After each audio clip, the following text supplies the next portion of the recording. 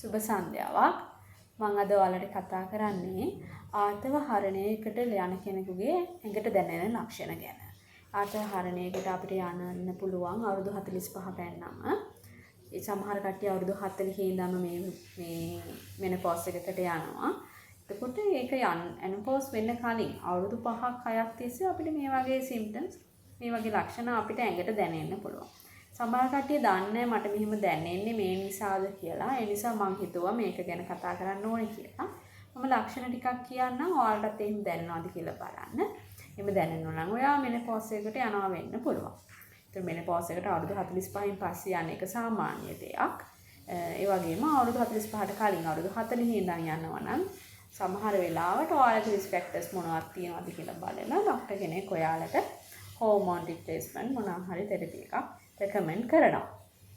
ඉතින් අපි බලමු මොනවද මේ ලක්ෂණ කියලා. පළවෙනි එක විදිහට ඔයාට ඇඟට ගොඩක් මහන්සියක් නිකන් තෙහෙට්ටුවක් වගේ දැනෙන්න පුළුවන් දවල් කාලයේදී. රැට නිින්ද යන්නේ නැති ගතියක් දැනෙන්න පුළුවන්. ඒ වගේම රැට දාඩිය දානවා වගේ දැනෙන්න පුළුවන්. ඊළඟ ලක්ෂණයේ විදිහට ඔයාට හරියට ඇඟට රස්නියක් දැනෙන්න පුළුවන්. ඒ වගේම ඇඟ නිකන් දැවිල්ල ගතියක් දැනෙන්න පුළුවන්. තුන්වෙනි එක විදිහට හෙඩේක් එකක්, ඔළුව කැක්කුමක්, කොන්ද කැක්කුමක්, හන්දිය වේදනාව සමහර අයට දැනෙනවා. සමහර අයගේ හම ගොඩක් ඩ්‍රයි වෙනවා, වේලිලා යනවා වගේ වෙනවා. එහෙම නැත්නම් සමහර වෙලාවට හම කසනවා වගේ දැනෙන්න පුළුවන්. ඊළඟ ලක්ෂණයේ විදිහට ඔයාලට කන්සන්ට්‍රේට් කරගන්න බෑ වැඩක් කරන්න යද්දී. ඒ වගේම නිතරම තරහ යනවා. එහෙම නැත්නම් කට්ටිය නුරුස්සන් නැති ගතියක් දැනෙන්න පුළුවන්. අවට ඉන්න කට්ටියව නිතර අමතක වෙන සුළු ගතියක් දැනෙන්න පුළුවන්. සමහර කට්ටියට ડિප්‍රෙෂන් හැදෙන්න පුළුවන්. එහෙම නැත්නම් ඔයාගේ පාර්ට්නර් එක්ක ඔයාට එකතු වෙන්න හිතෙන්නේ නැති වෙන්න පුළුවන්. සෙක්ස් ඩ්‍රයිව් එකක් නැති වෙන්න පුළුවන්. මූත්‍රා කරද්දී අපහසුතාවයන් දැනෙන්න පුළුවන්. ඒ කියන්නේ යූරින් පාස් කරද්දී නිකන් දන්නේම නැතුව යනවා වෙන්න පුළුවන් පොඩි ප්‍රමාණවලින්.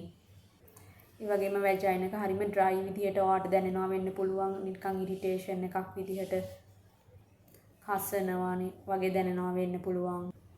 අවසාන වශයෙන් ඔයාට ඔස්ටියෝපොරොසිස් තත්ත්වයක් ඇති වෙන්න පුළුවන්. ඒ කියන්නේ අපේ බෝන්ස් වල තියෙන කැල්සියම් ප්‍රමාණය අඩු වෙලා ඔස්ටියෝපොරොසිස් තත්ත්වයකට යන්නවා මෙනෝපොස් එකත් එක්ක.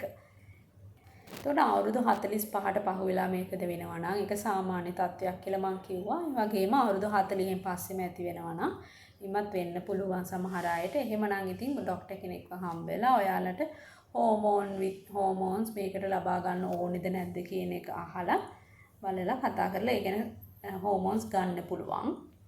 හෝමෝන් රිප්ලේස්මන්ට් හැමෝටම රෙකමන්ඩ් කරන්නේ නැහැ.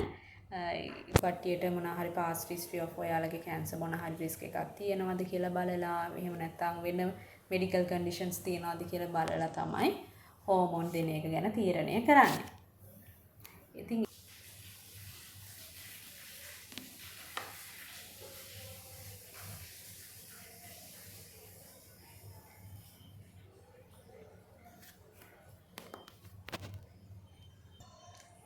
මේ වගේ මූලික ලක්ෂණ ඔයාට දැනෙනවා නම් ඔයා ආර්තව හරණයකට පත් වෙමින් තියනවා වෙන්න පුළුවන්.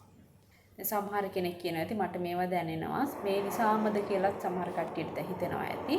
සමහරට ડિප්‍රෙෂන් කට්ටියටත් මේ වගේ සමහර සිම්ප්ටම්ස් දැනෙනවා. ඒ වගේම මේ තයිරොක්සින් ලෙවල් එක අඩු කට්ටියටත් දැනෙනවා. නමුත් අවුරුදු ගාණක් තිස්සේ පොඩ මෙහෙම දැනි තියෙනවා නම් ඒක ඔයා ආර්තව හරණයකට යනවා වෙන්න පුළුවන්. ඉතින් එහෙම දැනෙනවා නම් ඒක ගැන බය වෙන්න එපා. ඔයාට මොන හරි ඒක ගැන ක්ලැරිෆයි කරගන්න ඕන නම් ඔයාගේ පවුලේ වෛද්‍යවරයාගෙන් ඒ ගැන අහලා කරුණු විමසා ගන්න. ඉතින් මම හිතුවා මේ ලක්ෂණ ඔයාට වැදගත් වේ දැනගෙන ඉන්න එක කියලා. නැවත තව මොන හරි විශේෂ වීඩියෝ එකකින් අපි දැනගන්න ඕන දේවල් ගැන කරුණු සඳහන් කරන්න මම නැවත හම්බ වෙන්නම්. මං ගිහින් එන්නම්. මම ඩොක්ටර් යාෂ්.